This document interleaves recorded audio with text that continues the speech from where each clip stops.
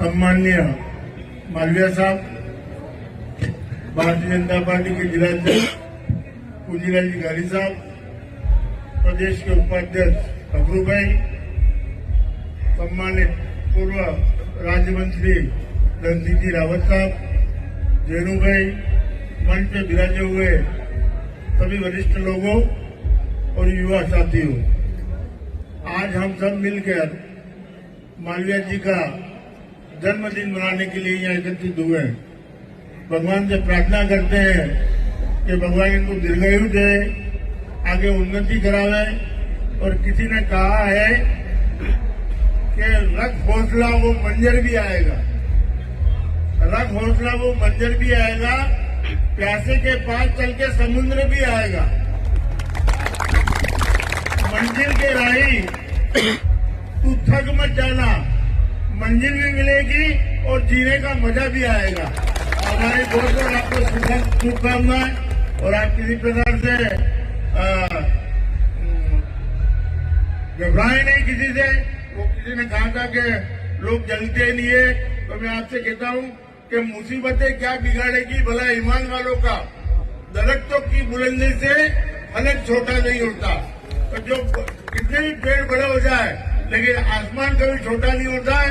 आप चिंता मत करें, संघर्ष करें और आगे सफल होए, यही हमारी आपसे प्रार्थना है। धन्यवाद। जय। अब मेरी बारी, ऐसा लगता है तो साउंड थोड़ा सा कम के सर, अपने कोई ज्यादा मत उलझना मत इसमें। आज के इस शुभ अवसर के ऊपर उपस्थित राजस्थान सरकार के पूर्व मंत्री आदरणीय भवानी भाई, यहां पर उपस्थित पार्टी के जिला अध्यक्ष आदरणीय पूंजीलाल जी, पूर्व मंत्री आदरणीय धन सिंह जी वेवाई साहब, राजेश जी खटारा जी, मेरे हकरू भाई जो पार्टी के अभी उपाध्यक्ष बने हैं पूरे राजस्थान के, उनका भी बहुत स्वागत है, बहुत अभिनंदन है। यहाँ उपस्थित हमारे जीवन के लंबे साथी ऐसे आदरणीय चांदमल जी जैन साहब, अभी बहुत जोरदार तरीके से अपनी बात रखी, ऐसे आदरणीय जैनू भाई, मनोहर जी, प्रेम प्रताप, और सबके नाम नहीं ले पाऊं तो माफ करना। 2-4 दिन पहले प्रेम प्रताप की पूरी टीम मेरे से मिली थी और उन्होंने कहा कि आप अपना जन्मदिन मना रहे हो, लेकिन हमको भी अपने तरीके से जन्मदिन मनाने दो। तो मुझे पूरा यकीन था कि इतना विशाल एक समुदाय, एक युवाओं की टीम, आप सबको देखकर मुझे ऐसा लगता है कि कबड्डी का खेल वापस खेलना पड़ेगा। ये आपकी उपस्थिति हम सबको ताकत देती है, बल देती है, और आप सबको देखकर ऐसा लगता है कि ये पूरा देश युवाओं का है, ये हमारा जिला भी युवाओं का है। और युवा अपना अगर मन बदलता है तो क्षेत्र को परिवर्तन करके रख देता है। सबसे पहले मैं यही अपील करूंगा कि आप जितनी संख्या में यहाँ पे एकत्रित हुए हो, हम बांसवाड़ा के विकास में क्या कर सकते हैं, क्या चीज हाथ में पकड़ें जिसकी वजह से बांसवाड़ा की तरक्की हो सकती है, ये दिमाग में रखो। दूसरी बात, हमेशा सच्चाई का साथ देने की बात करो। आपको दुनिया में कोई नहीं डरा सकता है। अगर आपने सच्चाई का साथ देना शुरू कर दिया तो बड़े बड़े लोग और बड़े बड़े अधिकारी भी आपको सलाम करेंगे, प्रणाम करेंगे। साथियों, मैं अपने जीवन के बारे में भी कुछ बात बताना चाहता हूं। 1977 में अपने गांव से पैदल पढ़ने के लिए बांसवाड़ा आया था 77 में, और मुझे लगता है कि 77 में आप नीचे जितने खड़े हो, एक भी धरती पे नहीं आया होगा। 77 में मैं आया था और पृथ्वीगंज में थोड़े दिन रहा और इसके बाद विश्व हिंदू परिषद के अंदर राती तलाई मेरा एडमिशन हो गया और 9, 10 और 11 वहां रह के पढ़ा और 79 के अंदर पहली बार सिटी हायर सेकेंडरी स्कूल का प्रेसिडेंट बना। आप समझते होंगे कि आदिवासी लड़के मात्र 22 लड़के थे और पूरी स्कूल बाकी हमारे सामान्य भाइयों की भरी पड़ी थी। लेकिन तभी से ही प्रत्येक छात्र से मेरा संबंध बहुत मधुर था और विश्व हिंदू परिषद और आरएसएस का मैं निकला हुआ व्यक्ति हूं। कॉलेज में फर्स्ट ईयर में गया और फर्स्ट ईयर में जाते ही कला संकाय का अध्यक्ष हो गया। सेकेंड ईयर में गया, कॉलेज का वाइस प्रेसिडेंट हो गया और थर्ड में गया तो कॉलेज का प्रेसिडेंट हो गया। और वो भी एक काटोल से लिया, एक गढ़ी से लिया, एक बांसवाड़ा से लिया, एक बागीदरा से लगे 11 आदमी थे, 11 जगह से लिए और एक तरफा में चुनाव जीता। 11 में से 11 आदमी जीता के लाया और सर्वाधिक वोटों से मैं जीत के कॉलेज का प्रेसिडेंट बना। उसके बाद एसटी/एससी छात्र संघ का अध्यक्ष रहा। उसके बाद इंटेक का काम किया। उसके बाद लैम्स का चेयरमैन बना, कोऑपरेटिव बैंक का सदस्य बना, भूमि विकास बैंक का सदस्य बना, क्रय विक्रय का सदस्य बना। उसके बाद सरपंच का चुनाव उदयपुरा से लड़ा। 2200 में से 1750 वोट लेकर बांसवाड़ा जिला में सर्वाधिक वोटों से जीतने वाला मैं सरपंच बना और एक दिन भी सरपंच नहीं रहा, एक दिन। और निर्दलीय प्रधान के रूप में आनंदपुरी से चुनाव लड़कर पंचायत समिति आनंदपुरी का प्रधान बना। फिर सेकंड बार फिर चुनाव लड़ा निर्दलीय, फिर बागीदोरा आनंदपुरी का प्रधान बना और प्रधान रहते हुए मुझे एमपी का टिकट मिला और एमपी का टिकट मिला 1,14,570 वोटों से जीता। मुझे जवानी याद है। उत्तर प्रदेश के मुख्यमंत्री जी और मैं दोनों पूरे लोकसभा में छोटे व्यक्ति थे। हम उस जमाने के अंदर 36 साल की उम्र में मैंने मेंबर ऑफ पार्लियामेंट में बन चुका था। सरकार नहीं चली, वापस सरकार गिरने के बाद में आया। 2 बार लगातार जिला प्रमुख बना और 2 बार के बाद 3 बार रेशम मालविया जिला प्रमुख बन के 25 साल तक लगातार बांसवाड़ा की हमने सेवा की है।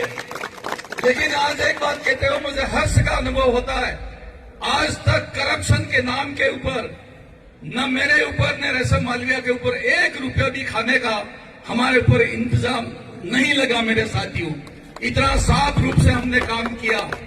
फिर 4 बार एमएलए बना, 2 बार सरकार में मंत्री बना और फिर इस बार माननीय प्रधानमंत्री जी ने और अमित शाह साहब ने और मुख्यमंत्री जी ने कहा कि महेंद्र मालविया थोड़ा इधर भी आके देखो तो इधर आके भी देखा। संघर्ष तो बहुत खतरनाक किया मेरे जीवन में। ऐसा चुनाव मैंने कभी नहीं लड़ा, ऐसा चुनाव लड़ा। लेकिन मेरा किस्मत खराब था और इस बांसवाड़ा जिले का विकास रुकना था। गलत जगह पे आप सभी साथियों ने कहीं न कहीं गड़बड़ी कर दी। आज 545 में से एक सांसद अगर दिल्ली में बैठा हुआ न कानून बना सकता है न विकास कर सकता है, बल्कि अपने घर के घरपेट भर के बच्चों का पालन पोषण कर सकता है, इससे ज्यादा कुछ नहीं कर सकता। आज इस बांसवाड़ा डूंगरपुर की जो दुर्दशा हुई है उसकी कोई कल्पना हम नहीं कर सकते। सरकार में मंत्री रहते हुए अधिकांश आप सिंचाई क्षेत्र से अगर आए हो, 1300 करोड़ रुपया मैंने माही का दिया और आपके गांव तक टोटली केनाल को पक्की बनाई। आज बेल तक पानी जा रहा है, इस तरह का प्रयास किया। कभी भी गांगरतलाई सजनगढ़ में पानी जा नहीं सकता था। 2,500 करोड़ की केनाल मंजूर करके मानगढ़ की धरती तक पानी पहुंचाने का काम युद्ध स्तर पर शुरू हो गया है। पीपलखोट से अपर केनाल निकालकर दरियावत और जाखम डैम तक पानी ले जाने की योजना बनाई है, जो युद्ध स्तर पर काम चल रहा है। माही के नीचे डाउन स्ट्रीम में 5 बड़े बड़े एनीकटों का निर्माण हुआ है, जो काम चल रहा है। अनाज नदी के ऊपर 13 एनीकट।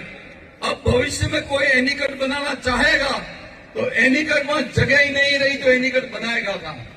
एक एनीकट तो 200 करोड़ का है, माही के बाद में सेकेंड पानी होगा। मेरे प्रयास करते हुए अनाज नदी के ऊपर 13 पुल, एक बार मुख्यमंत्री जी के साथ में हेलीकॉप्टर में जा रहा था, पुलिया का शिलान्यास करके 7 डुंगरी का, तो हेलीकॉप्टर में मुझे जब सीएम बताते हैं कि महेंद्र मालवीय वो क्या दिख रहा है, तो वो थापड़ों वाला पुल था। अगर मैं पुल है यूं कह दूं तो ये कहते कि फिर ये काहे का पुल बना रहा है? मैंने कहा था वो गेट वाला एनीकट दिख रहा है। पुलिया को एनीकट नहीं बता के और उसको दूसरा बता दिया और काम हो गया। ये बात साथियों, तमाम साथियों से मैं अपील करता हूं कि आज मेरा 64 साल पूरे हो गए हैं, लेकिन मुझे ऐसा नहीं लगता है, मुझे तो ऐसा लगता है कि अभी भी मैं आपकी तरह नौजवान ही हूं। पक्की बात, मैं यही बात कह रहा हूं आपको, कभी नहीं घबराता जीवन में। बहुत बुरे दिन भी आए हैं, बहुत अच्छे दिन भी आए हैं, लेकिन संघर्ष के साथ, विश्वास के साथ और कामयाबी लेके रहेंगे, इस उम्मीद के साथ में मैं हमेशा मैदान के अंदर कूदा हूं। और आज नहीं तो कल, जैसे भवानी भाई ने अपना आशीर्वाद दिया है, ऐसा आने वाले वक्त के अंदर भी हम सब मिलकर कामयाब होंगे। जहां तक सीटी का सवाल है, ये जेनू भाई मेरा खास दोस्त है, मुझे कहने लगा कि मालवीय जी आपको मंत्री बना दिया, गांव में खूब काम कर रहे हो, सिटी में क्या दे सकते हो? मैं मांगो क्या दोगे? मोग दाम के ऊपर एनीकट मैंने दे दिया। फिर मैं जेनू भाई पर इतनी सी बात, और क्या कर सकते हो? मैं कागदी के लिए 100 करोड़ रुपए दे सकता हूं। आज कागदी नाले के लिए 100 करोड़ दिया मैंने, कागदी नाले के 100 करोड़, डायला तालाब के लिए 3 करोड़, और कोई हिसाब न कोई किताब न खाता न बही, इस तरह से सरकार के अंदर काम करके इस जिले को आगे बढ़ाने का प्रयास किया है। दानपुर लिफ्ट के लिए 265 करोड़ रुपया, अगर दानपुर के साथियां हैं तो उनके लिए हमने पैसा दिया है। कसारवाड़ी के लिए 145 करोड़ रुपया हमने दिया है। कहीं पर भी मेरे पास विपक्ष का आदमी आता था। एक दिन एक महिला हमारी एमएलए मेरे पास में आई और कहने लगी कि मंत्री जी 3 करोड़ की आवश्यकता है। मैंने पैर से लगाकर ऊपर तक देखा और कहा कि गंगा देवी नाम था, गंगा देवी जी आप 3 करोड़ क्यों मांग रहे हो? क्योंकि भाई इससे ज्यादा पैसा कैसे मिल सकता है? देखिए बैठ जाइए आप। तुरंत उनके अधिकारी को टेलीफोन किया कि गंगा देवी 3 करोड़ का प्रस्ताव लेके आई है, मुझे 13 करोड़ का प्रस्ताव चाहिए। और 13 करोड़ का 2 दिन में प्रस्ताव आया और गंगा देवी जी को 13 करोड़ रुपया दे दिया। इसलिए साथियों मैं कह रहा हूं कि हमारा वक्त तो धीरे धीरे जा रहा है, ये वक्त आपका आ रहा है, लेकिन जब तक हम सरकार के अंदर नहीं होंगे तब तक हम विकास नहीं कर पाएंगे। चाहे वो कांग्रेस की पार्टी हो, चाहे भाजपा की पार्टी हो, बड़ी पार्टियों के साथ में रहकर हम सबको मिलकर विकास करना चाहिए, तभी हम ज्यादा से ज्यादा विकास कर पाएंगे। 2 दिन से लगातार ब्लड डोनेशन कैंप लग रहे हैं। कल आनंदपुरी में 254 व्यक्तियों ने ब्लड दिया और आज सलोपाट में 470 व्यक्तियों ने ब्लड दिया और बांसुड़ा में अलग, बाकी जगह में 52 व्यक्तियों ने खून दिया। ये करके कम से कम 700 से 800 व्यक्तियों ने अपना खून देकर आने वाले समय में कोई बीमार पड़ेगा, कोई जबरदस्त परेशानी में रहेगा, तो ये दिया हुआ खून हमारे सबके लिए काम आएगा। यह मैं इस अवसर पे कह सकता हूं। ज्यादा आपका वक्त लेना उचित नहीं समझता हूं। एक बार आपकी जो गौरवमयी उपस्थिति है उसको जीवन में जब तक जीऊंगा तब तक आपको याद करता रहूंगा। अब मैं आगे उम्मीद करता हूं कि हम सब सामूहिक रूप से भोजन करेंगे, भगदड़ नहीं मचाएं, अनुशासन को रखें। और पहले ही मैंने कह दिया था नौजवानों को कि मेहरबानी करके भोजन कम नहीं पड़ जाए, तो उन्होंने कहा नहीं पड़ने देंगे। नहीं तो सेन भाई कह रहा ढोल बज रहे हैं पास में, लेकिन ऐसा मौका नहीं आएगा। एक बार फिर आपकी दिल की गहराई से मैं बहुत स्वागत करता हूं और मेरे लायक कभी भी कोई भी काम हो आप मुझे आधी रात को टेलीफोन कर सकते हो, मैं आपकी सेवा के लिए हाजिर रहूंगा। यही बात कह के अपनी बात को समाप्त करता हूं। बहुत बहुत धन्यवाद। जय हिंद, जय भारत। हम तुम्हारे साथ